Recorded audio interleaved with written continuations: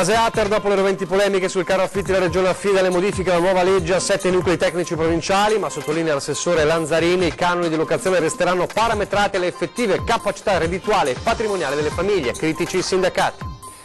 Tragedie sferrate in vacanza a Zanzibar per un giovane fisioterapista di Spinea aggredito a colpi di macete da un bandito, il ragazzo vivo per miracolo. Dopo la giornata infernale di ieri ancora disagio al traffico lungo il passante di Mestre con uno schianto che ha visto coinvolto ancora mezzi pesanti. Nuova ondata di maltempo tra ieri sera e la scorsa notte sulla Marca, alberi sradicati e fitta grande in numerose zone della provincia di Treviso. Il caccia al maniaco che ieri pomeriggio ha terrorizzato una donna inseguendola mentre passeggiava nel parco dello Storga a Treviso, il drammatico racconto ai nostri microfoni.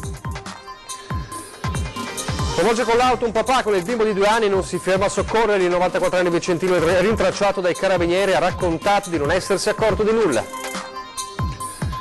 Nuovo fenomeno all'Arcella, a Padova, ragazzini senza fissa dimora di 14 anni ingaggiati dagli spacciatori per vendere la droga. Viaggio tra le malghe dell'altopiano di Asiago, assediate dai lupi sempre più incontrollabili, tra gli allevatori serpeggia la voglia di abbandonare tutto.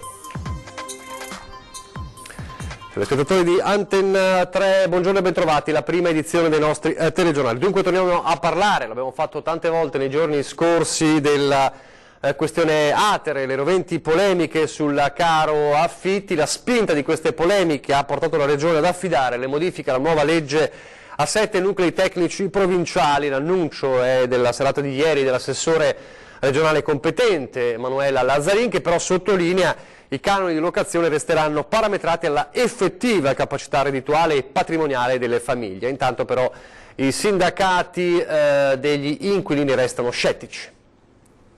Le ultime state 90 e adesso è già 490 passo. Perché è una rapina a mano armata? È semplice. 72 anni che abito, 72.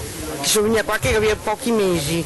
Dopo settimane di proteste degli inquilini delle case popolari che si sono visti aumentare l'affitto in seguito alla riforma regionale dell'edilizia residenziale pubblica, la Regione Veneto ha deciso di porre un correttivo, ma solo per aiutare i veri casi sociali che verranno ora valutati singolarmente. Un'analisi caso per caso delle posizioni degli inquilini che verrà effettuata da 7 nuclei tecnici, uno per provincia, coordinati dal presidente dell'Ater provinciale, partecipati dai rappresentanti dei comuni interessati. Analisi che dovrà essere terminata entro il 30 settembre. Ciò non significa che la nuova legge per il ricalcolo degli affitti degli oltre 40.000 alloggi pubblici presenti in Veneto verrà stravolta, anche perché se si cercherà di non penalizzare le fasce più deboli della popolazione, come anziani, disabili, genitori soli con figli, dall'altro è necessario garantire soluzioni eque ed omogenee ed assicurare possibilità di accesso ai 14.000 potenziali assegnatari che avrebbero tutti i requisiti per vedersi assegnare un alloggio pubblico e da anni sono in attesa di una casa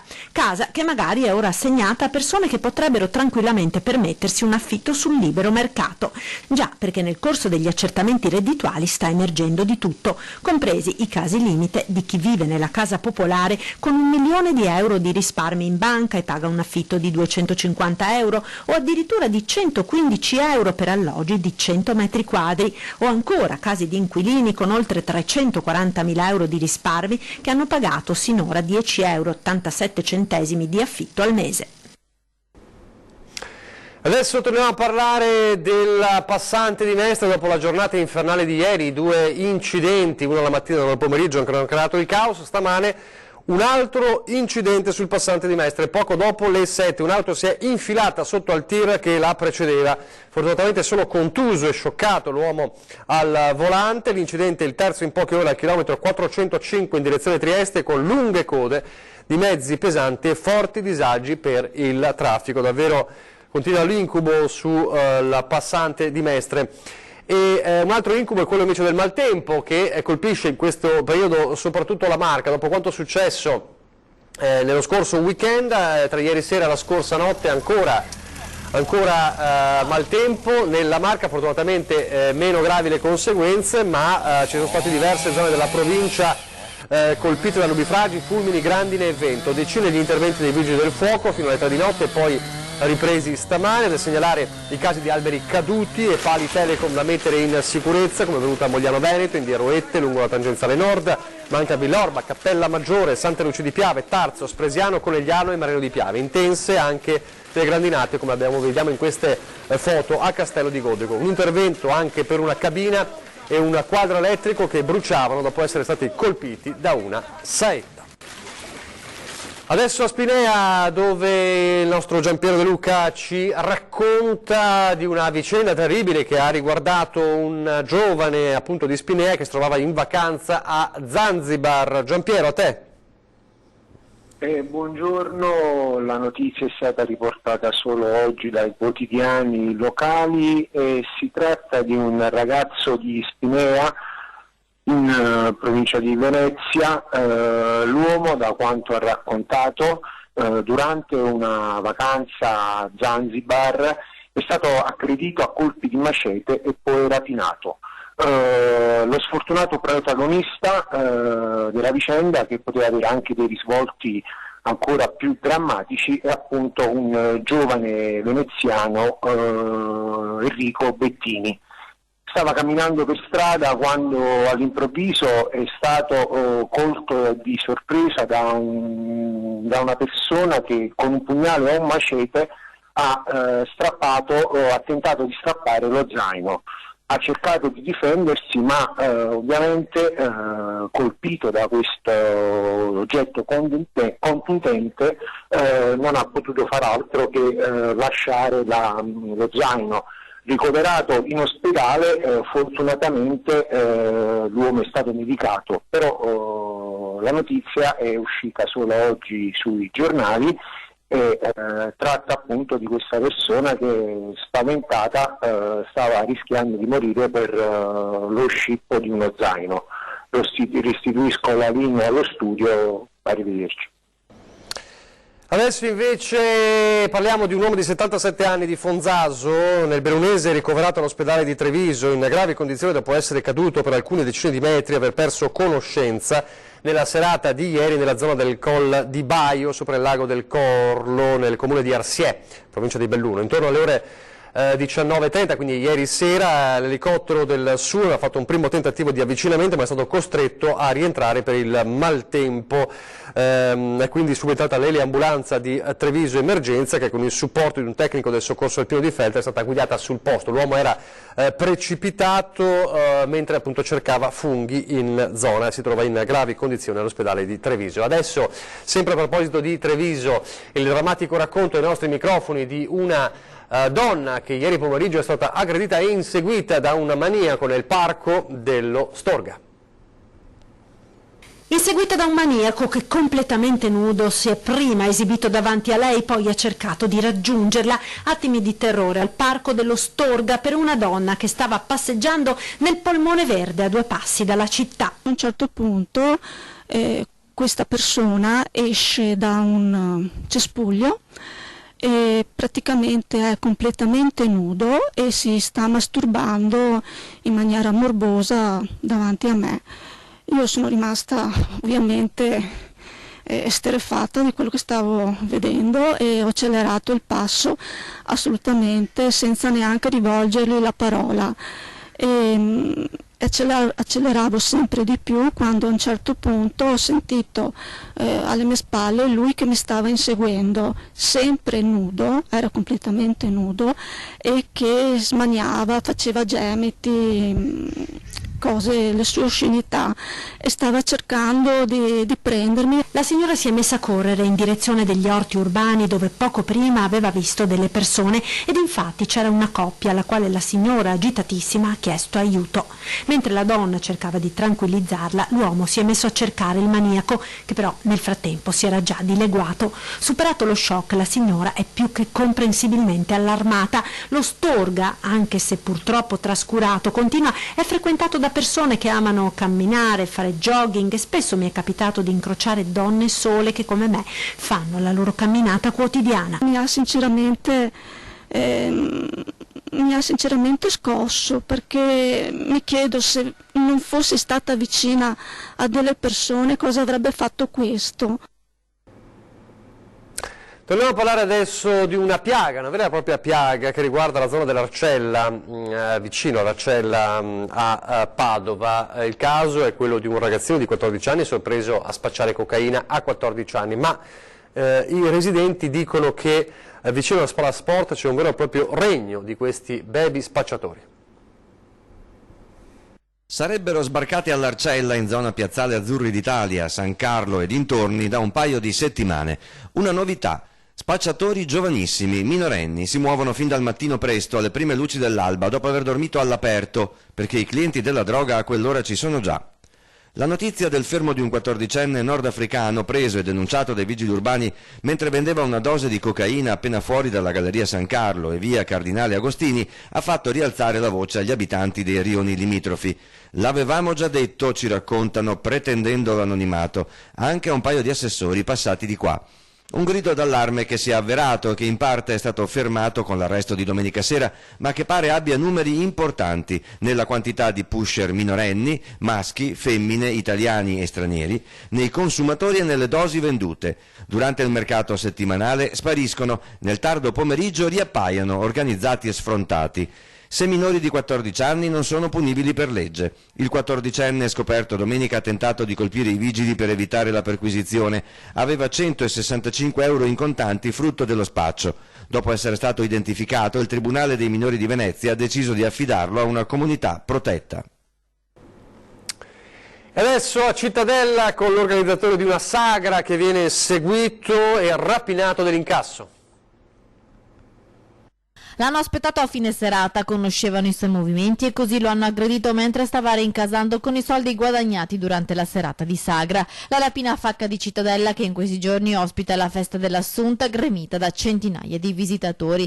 Al termine della serata di domenica uno degli organizzatori, un 68enne del posto, dopo aver salutato i compagni si stava dirigendo verso casa. Con sé aveva in un borsello l'incasso della serata, circa 2000 euro. Mentre percorreva a piedi una zona isolata è stato aggredito alle spalle, spintonato e è caduto a terra. 2 uomini lo hanno malmenato e derubato. Sotto shock è tornato a casa e martedì mattina è andato in caserma a Cittadella per raccontare l'accaduto ai carabinieri. Secondo il suo racconto i 2 banditi sarebbero poi scappati a bordo di un'auto. I militari ora stanno controllando le immagini delle telecamere della zona.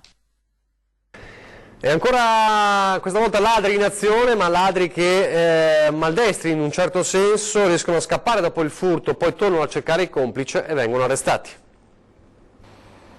Specializzati in furti in negozio, erano arrivati a Padova per fare razzia. Il primo obiettivo un punto vendita di abbigliamento sportivo di Rubano. Qui, dopo aver fatto la spola tra scaffali e camerini, hanno attirato l'attenzione dei commessi, insospettiti dai loro zaini troppo gonfi e da numerose placche antitaccheggio rivenute in un camerino. Allertati i carabinieri, il gruppo di 3 ucraini ha tentato la fuga. 2 di loro sono riusciti a scappare in macchina. Il più giovane, appena 19 anni, invece si è attardato ed è dopo schio, immagini schio, pubblicità. Il suo zaino, la merce rubata. Dopo qualche ora i 2 fuggitivi però tornano al negozio per recuperare il complice. Ad attenderli trovano ancora i carabinieri che li hanno subito arrestati. I 3 erano arrivati in Italia il 1° agosto. Ora si indaga per capire se avessero altri agganci in zona o se siano responsabili di colpi analoghi. Un pirata della strada di 94 anni è accaduto a Piovene Rocchette, siamo nel Vicentino, dove un 94enne, come dicevamo, è stato denunciato per omissione di soccorso. L'anziano si stava recando in via Gorizia, Piovene Rocchette, quando ieri sera ha investito con l'auto sulle strisce pedonali un uomo che stava portando il proprio figlio di 2 anni nel passeggino, senza fermarsi per prestare assistenza alle persone coinvolte appunto nell'incidente. I carabinieri di Schio intervenuti sul luogo hanno ascoltato le testimonianze delle persone coinvolte ed alcuni passanti sono riusciti a rintracciare l'anziano, che ha confermato di essere lui alla guida di quella vettura, ma ha raccontato di non essersi accorto di nulla. È stato dunque denunciato. Le vittime, fortunatamente prese di striscio, sono state visitate all'ospedale di Sant'Orso e hanno un referto con una prognosi di 7 giorni, 7 giorni per escoriazioni e contusioni. Fortunatamente dunque non sono in pericolo di vita. Adesso una breve pausa pubblicitaria, poi torneremo a parlare di Olimpiadi 2026.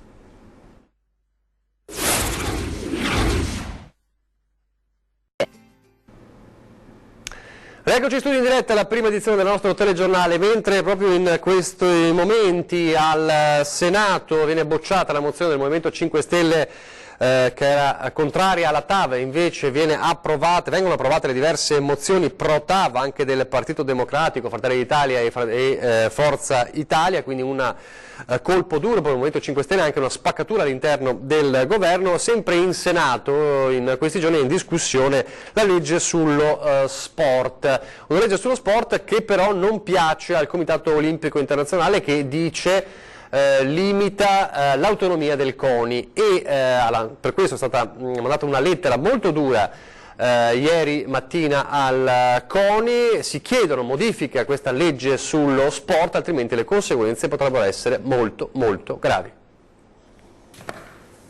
Milano Cortina.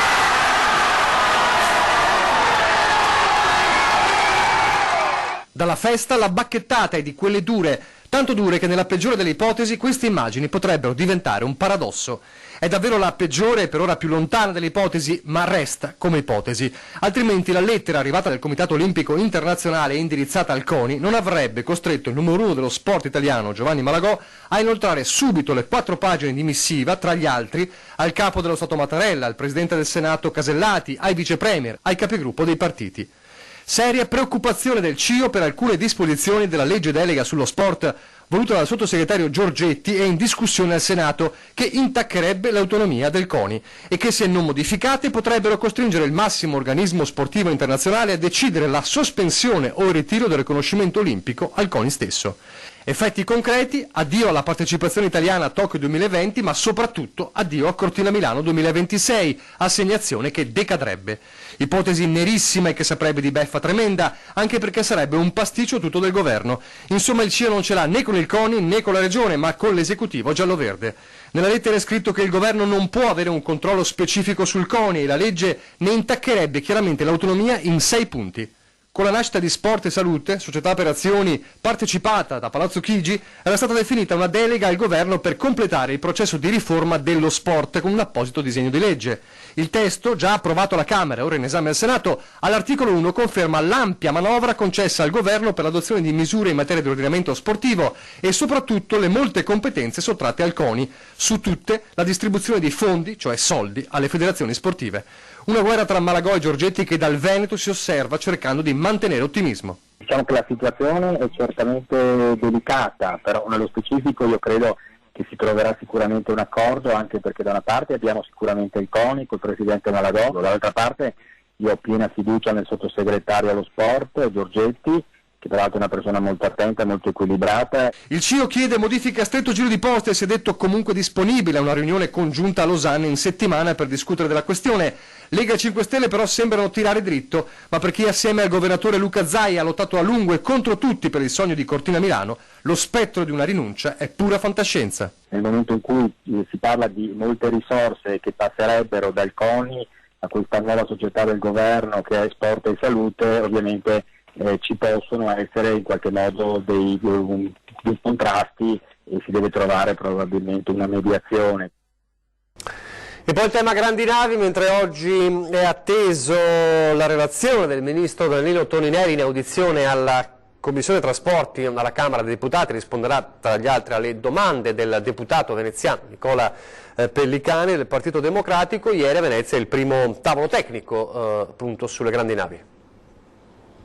Come distribuire le navi lungo l'asse della zona industriale da Fusina a Marghera a seconda di stazza, lunghezza e disponibilità di banchine. L'approdo diffuso e provvisorio del sistema croceristico che oggi transita per San Marco e la Giudecca è stato al centro del vertice convocato al porto di Venezia dal Ministero alle Infrastrutture e ai Trasporti. Ben 3 ore di giro di tavolo cui hanno partecipato tra gli altri rappresentanti del porto, della Capitaneria, della Guardia di Finanza, della Polizia di Frontiera, dell'Agenzia del Demanio e delle compagnie croceristiche interessate, esclusi, non senza polemiche, il Comune di Venezia e la Regione Veneto. La certezza degli operatori è che solo le navi più piccole, attorno alle 50.000 tonnellate, entrando dal Lido Alberoni per il Canale dei Petroli, potranno andare a Fusina, mentre dalle 60.000 tonnellate in su dovranno essere sparse addirittura fino a Porto Marghera. Le questioni da risolvere però sono diverse, dal trasferimento di croceristi e relativi bagagli da e verso Venezia, alla gestione della sicurezza con le forze dell'ordine chiamati a coprire un'area variabile che appare ingestibile senza le dovute risorse di uomini e mezzi, fino ai problemi di assistenza alle navi stesse, vale a dire le forniture. Proposte e dubbi che saranno portati al ministro alle infrastrutture Danilo Toninelli in attesa di un nuovo incontro entro fine mese per poi trarre le conclusioni a settembre. Ma il ministro sarà già chiamato domani a esprimersi sulle grandi navi in Commissione Trasporti alla Camera. Tra l'altro anche sulla mancata convocazione del Comitatone dal novembre del 2017, la cui soluzione attraverso il canale dei Petroli di Marghera per le navi maggiori con l'appendice del canale Vittorio Emanuele per le più piccole destinate alla marittima pare non essere stata neanche citata durante l'incontro odierno. E adesso le malghe dell'altopiano di Asiago assediate sempre di più dai lupi e il viaggio anche tra l'amarezza e la rabbia degli allevatori.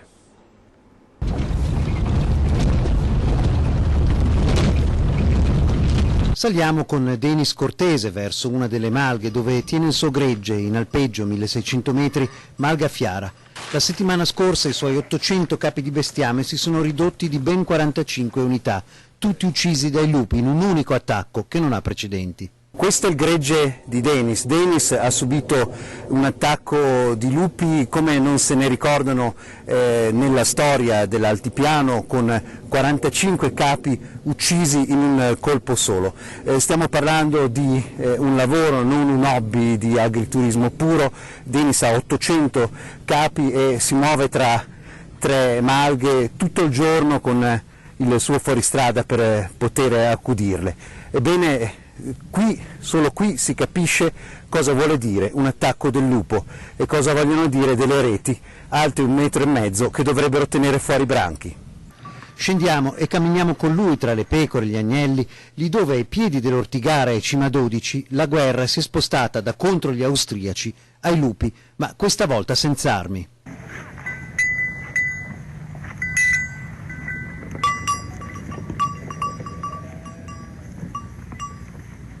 Mi può descrivere il suo sentimento quando è accaduto di vedere 45 pecore uccise? Disperazione totale, sbandamento, non mi rendo ancora conto cosa è successo, perché non mi rendo ancora conto cosa possa essere successo.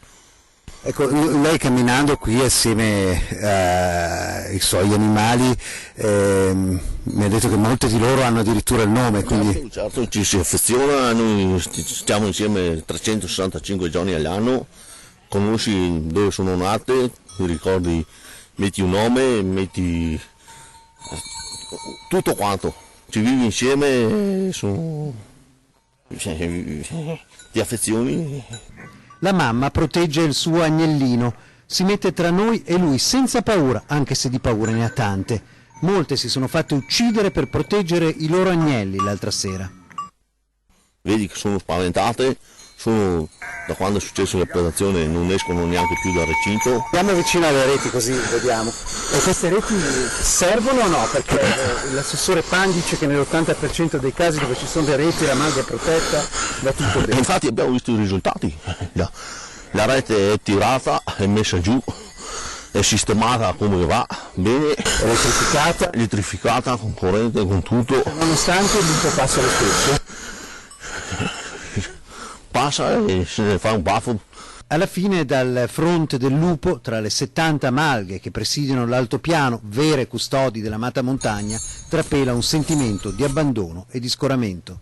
Loro continuano a dire che tanto ti risarciscono, però dai 5 oggi, 10 domani, 45 il giorno dopo, 50 settimana prossima e rimaniamo con che? Con nulla. Restiamo nel Vicentino, ma per una vicenda di tutt'altro tenore, perché ci chiede la linea il nostro Ferdinando Garavello da Malo per un compleanno davvero speciale. Ferdinando, a te. Buongiorno a voi, buongiorno a tutti. Oggi siamo venuti a Malo, nella sede degli Alpini, perché si festeggia Giovanni Bettinà. Questo signore ha 106 anni. È l'alpino più vecchio d'Italia, non lo sappiamo perché non sono cose semplici da fare. Ecco, lui dice che ha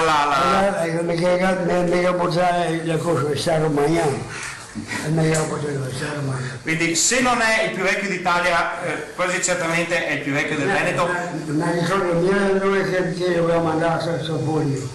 Il signor Giovanni è lucido, si è seduto un po' perché è un po' stanco, ha già festeggiato con gli amici e oggi ci fanno un piacere, gli alpini, di ospitarci qui, facciamo un brindisi e questa sera avremo nei nostri telegiornali un'intervista al signor Giovanni che ci racconterà anche le parti magari meno facili della sua vita, come tipo la patata che ne mangiava 3 al giorno quando era in prigionia.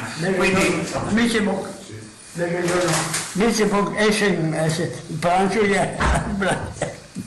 Quindi oggi noi siamo qui, ringraziamo tutti gli alpini che ci hanno dato una mano, sono stati tutti gentilissimi, anche la famiglia del signor Giovanni, e questa sera avremo l'intervista, avremo un approfondimento su questa bellissima festa. Signor Giovanni, salutiamo. Salutiamo. Ciao, la piega oggi è l'angolo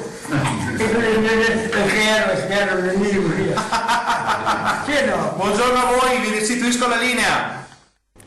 Grazie a Ferdinando Garavello e al simpaticissimo alpino Giovanni Pettinà. Siamo in chiusura, vi ricordo, lo dico ad antenna, se avete problemi, segnalazioni, appunto, disagi da segnalarci, redazione @antena3.it per scrivere una mail, 0422 023 0898 per lasciare un messaggio in segreteria, 351 175 5340 per sms e WhatsApp. 20:10 questa sera, dicevamo prima durante il telegiornale la mozione del Movimento 5 Stelle contro la TAV che viene bocciata al Senato, mentre c'è un fronte anomalo, diciamo, con il PD, Forza Italia che votano invece per il sì, una spaccatura evidente ancora una volta del governo tra Lega e il Movimento 5 Stelle. Il ministro Toninelli peraltro ha votato contro la TAV, insomma arie di venti di guerra ancora una volta nel governo. Ne parleremo questa sera, ma non solo, parleremo anche di altro, anche del caso Affittiater con Erika Baldin, consigliere regionale del Movimento 5 Stelle, e con Massimiliano Barison, consigliere regionale di Veneti Uniti. È davvero tutto, vi lascio alle previsioni del tempo, grazie per averci seguito, arrivederci.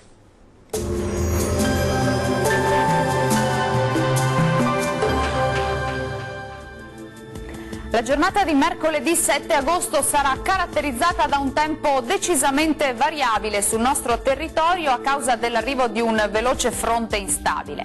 Nel dettaglio sul Veneto al mattino avremo ampi spazi soleggiati, poi col passare delle ore la nuvolosità sarà in aumento un po' dappertutto con temporali via via più frequenti e localmente anche violenti, tuttavia in attenuazione durante la nottata.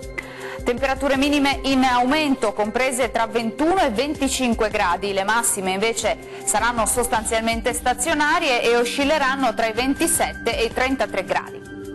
Ci spostiamo ora sul Friuli Venezia e Giulia. Nella prima parte della giornata avremo bel tempo, ma la situazione cambierà decisamente nel corso del pomeriggio con rovesci un po' ovunque, come vediamo. Temperature minime tra 20 e 24 gradi, massime comprese invece tra 28 e 29 gradi, dunque calde ma del tutto gradevoli.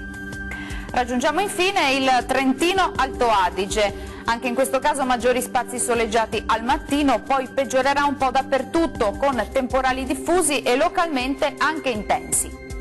Temperature invariate, minime sui 20 gradi, massime sui 31 gradi circa. Dal meteo per ora è tutto, buon proseguimento in compagnia di Antenna 3.